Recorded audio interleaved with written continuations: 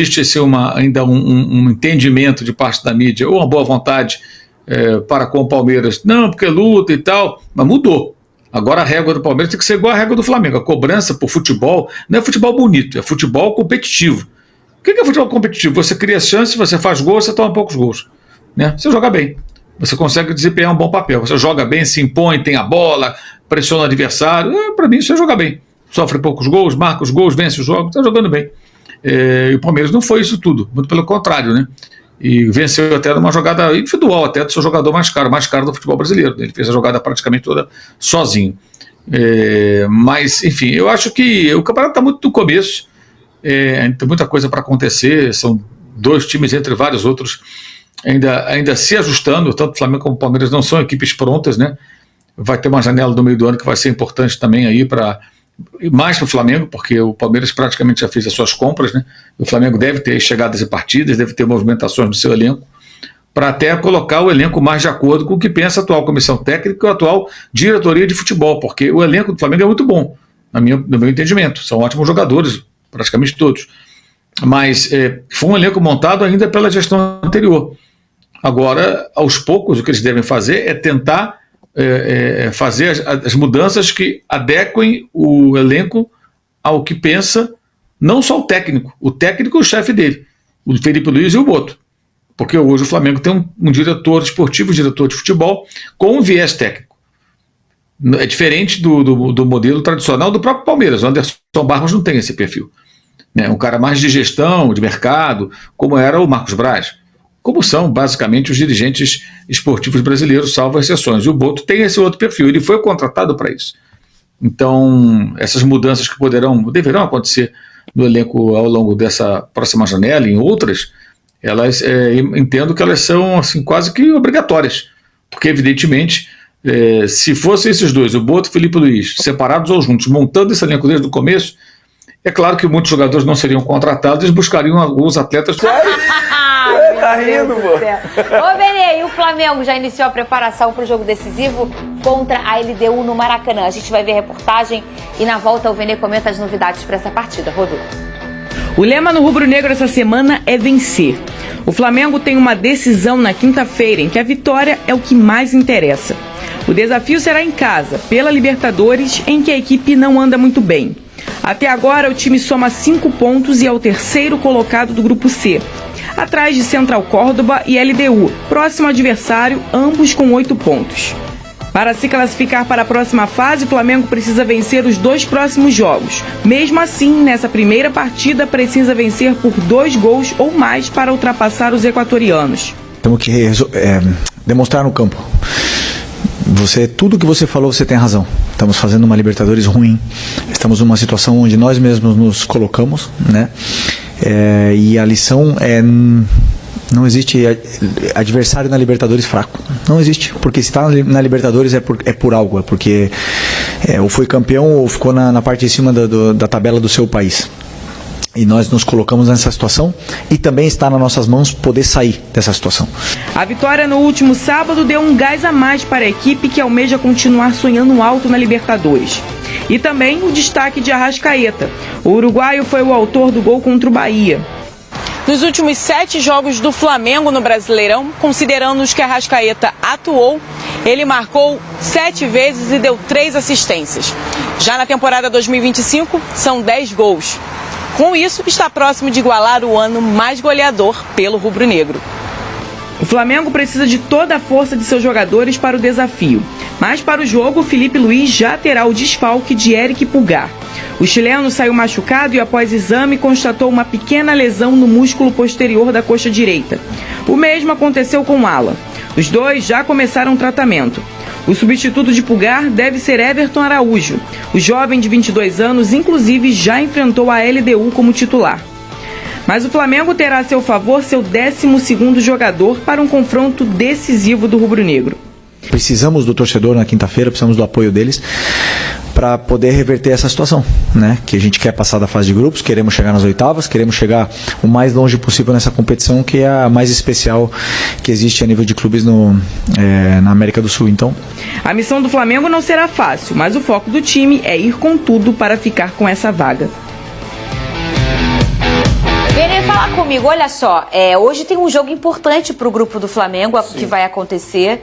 E tem notícia também importante com questões clínicas no Flamengo, é isso? Exatamente. Esse jogo importante que você mencionou é Deportivo Táchira e Central Córdoba. O ideal para o Flamengo, obviamente, é o Deportivo Táchira ganhar. Mas eu acho difícil isso acontecer. Se acontecer um empate, já é maravilhoso para a torcida do Flamengo, porque isso aumenta demais a probabilidade do Flamengo ser líder. É óbvio, o Flamengo precisa vencer os 2 jogos que restam em casa, contra a LDU na quinta-feira e depois o próprio Deportivo Táchira, que assim, é o time que está todo mundo batendo. Então acredito que o Flamengo irá vencer. Mas o Flamengo não precisa só vencer a LDU, tem um saldo de gols também. O ideal seria golear.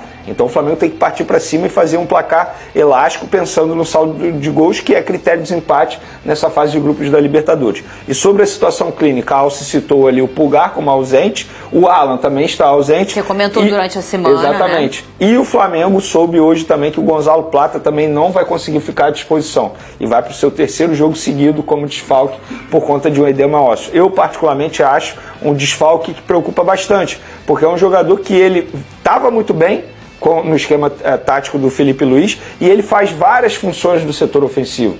Digamos que é o coringa do setor ofensivo do técnico Felipe Luiz, mas ele não vai ficar à disposição. Então são desfalques que eu considero desfalques importantes. O Alan não é titular, beleza, mas ele poderia substituir o Pulgar, até porque ele vive ou estava vivendo o melhor momento que o Everton Araújo, que provavelmente vai substituir o Pulgar. Então são desfalques importantes não só para esse jogo.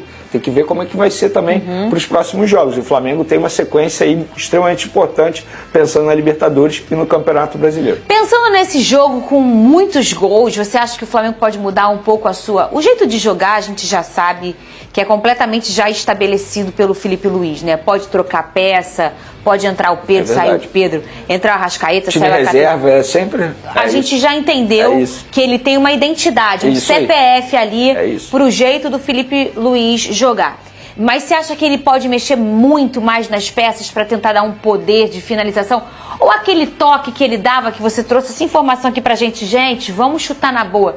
Será que ele vai falar agora, vamos chutar essa bola e tentar no gol? O que você acha, Benê? Inclusive, sobre isso, uma curiosidade. Na última rodada do Campeonato Brasileiro, o Flamengo finalizou apenas uma vez de fora da área. Foi o time que menos finalizou, mas não é o time que menos finaliza, entende? Ou seja, o Flamengo ele chega muito próximo ao gol para poder finalizar. Eu acho que esse toque que você está se referindo é a entrada do Pedro novamente no time titular, porque ele é o jogador mais letal do setor ofensivo, é o goleador do setor ofensivo do Flamengo, que tem bons atacantes, mas não tem atacantes com essa virtude que o Pedro tem. Então acho que esse seja o toque. Botar o Pedro no time titular novamente, o que não aconteceu na última rodada do Campeonato Brasileiro, e aí você tendo o Pedro em campo, as chances de você fazer gol é muito maior. Eu acho que esse vai ser o toque. Agora, a característica vai ser a mesma, intensidade alta, fica a dúvida de como vai ser no segundo tempo. Porque no segundo tempo o Flamengo tem caído de produção e não é culpa do Felipe Luiz ou dos jogadores. Para mim é culpa do forte calendário, número de viagens. Óbvio que se o Flamengo tivesse vivendo um momento melhor na fase de grupos da Libertadores, aconteceu aquilo que a gente mencionou aqui no programa. Eles tiveram que mudar a estratégia. Ia inverter, né? O que fez no início ia fazer no fim. Se o Flamengo tivesse agora com a situação bem encaminhada para a classificação, poderia fazer um controle maior de minutagem, pensando no Botafogo no final de semana, e depois ainda tem o Palmeiras pelo Campeonato Brasileiro. Mas não. O Flamengo tem a obrigação de não só vencer, mas também buscar um placar elástico dentro do Maracanã, com mais de 60 mil pessoas. E o Rodrigo Caio vai fazer parte da comissão técnica do Felipe Luiz. É o Rodrigo Caio. E, assim, estudioso, inteligente, é um cara que já buscava isso e já pensava isso no pós-carreira. Mas eu fui pego de surpresa porque ele tem apenas 31 anos. Se você me perguntar se eu gostei, gostei. Porque ele é um cara que tem uma identidade com o Flamengo, conhece o ambiente do Flamengo, conhece o dia a dia do Flamengo e, assim, tem buscado evoluir. Agora, se ele é o ideal para essa função, quem sou eu para dizer isso?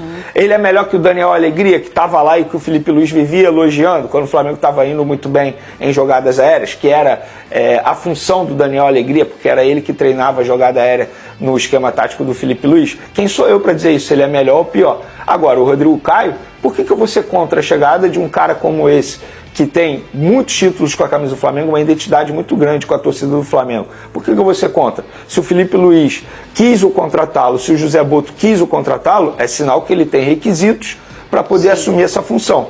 E nada impede de ele evoluir ainda mais nessa função. Eu lembro do Maurício Barbieri, quando chegou em 2018, foi exatamente a mesma coisa. Existia aquele questionamento. Será que é um bom profissional? Ele é muito jovem. Será que vai fazer bem a ele? Hoje a gente vê o Maurício Barbieri sendo treinador. A gente pode questionar se ele é um bom treinador ou não. Mas na ocasião, ele chegou muito bem e depois assumiu o Flamengo. Então, boa sorte ao Rodrigo Caio, que, repito, tem uma identidade muito grande e é considerado por muitos torcedores do Flamengo ídolo do clube. Sem espaço no Flamengo de Filipe Luís, Matheus Gonçalves pode estar de saída do time rubro-negro em breve. O Atlético Mineiro está de olho na situação do meia-atacante de 19 anos e se prepara para fazer uma proposta oficial pelo jogador. De acordo com informação do jornalista Paparazzo rubro-negro, representantes do clube mineiro procuraram o staff de Matheus Gonçalves recentemente e sinalizaram o interesse na contratação do jovem. A expectativa é de que a proposta formal do Atlético Mineiro seja enviada nos próximos dias. Pessoas próximas ao jogador, responsáveis por cuidar da carreira do atleta, gostaram do que ouviram dos representantes do Galo, especialmente em relação ao tempo de contrato e aos valores salariais envolvidos. Apesar do interesse do Atlético Mineiro, Matheus Gonçalves tem vínculo com o Flamengo até dezembro de 2027, o que pode exigir uma negociação detalhada entre os clubes. A falta de espaço no elenco comandado por Filipe Luís é um fator que pesa na possível saída do jogador. O jovem vem buscando mais oportunidades para atuar com frequência, algo que poderia encontrar no clube de Belo Horizonte. A movimentação do Atlético Mineiro nos bastidores mostra a intenção de reforçar o elenco com uma promessa do futebol brasileiro. A proposta do Galo ainda não foi revelada em detalhes, mas deve incluir condições atrativas para convencer o Flamengo a liberar o jogador. Matheus Gonçalves, que já demonstrou talento em outras passagens pelo time carioca e por empréstimos, pode estar diante de uma nova chance na carreira. A diretoria do Flamengo, por sua vez, ainda não se posicionou oficialmente sobre a possível saída de Matheus Gonçalves, mas deve avaliar a proposta com atenção nos próximos dias. Agora estamos com a opção de ser membro do canal. Você ganhará vários benefícios sendo membro. Vai lá conferir quais benefícios você ganhará. Não esquece de deixar a curtida no vídeo, se inscrever no canal e ativar o sininho para não perder nenhum detalhe do Flamengo. Até a próxima, saudações rubro-negras.